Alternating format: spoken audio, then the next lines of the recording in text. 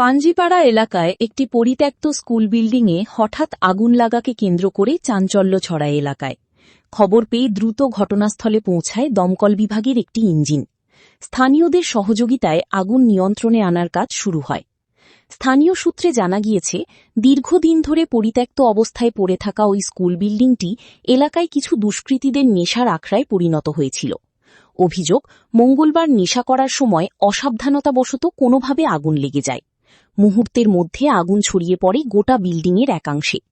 ঘটনার জেরে এলাকায় আতঙ্কের পরিবেশ সৃষ্টি হয়, যদিও এখনও পর্যন্ত কোনো হতাহতের খবর মেলেনি। দমকল কর্মীরা আগুন নিয়ন্ত্রণে আনার পাশাপাশি আগুন লাগার সঠিক কারণ খতিয়ে দেখছেন। স্থানীয় বাসিন্দাদের দাবি, পরিত্যক্ত বিল্ডিংগুলিতে নিয়মিত নজরদারি না থাকায় এই ধরনের অসামাজিক কার্যকলাপ বাড়ছে। প্রশাসনের কাছে দ্রুত ব্যবস্থা নেওয়ারও দাবি জানিয়েছেন তারা।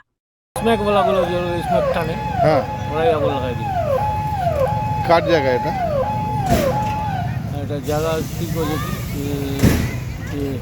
শামসুদ্দিন আহমদ। আপনার নাম? নুরুল ইসলাম। আমি ওনার ছেলে। আপনারই জায়গা? আমার এই জায়গা। স্কুল ছিল দেখা যাচ্ছে। হ্যাঁ, এখানে স্কুল ছিল। স্কুলটা এখন তুলে নিয়ে চলে যায় গ্রামের দিকে। আচ্ছা, বেশি দিন হয়নি। হ্যাঁ, এটা বন্ধ ছিল, রাখা ছিল। এর মধ্যে স্মেক ফোরগুলো আছে।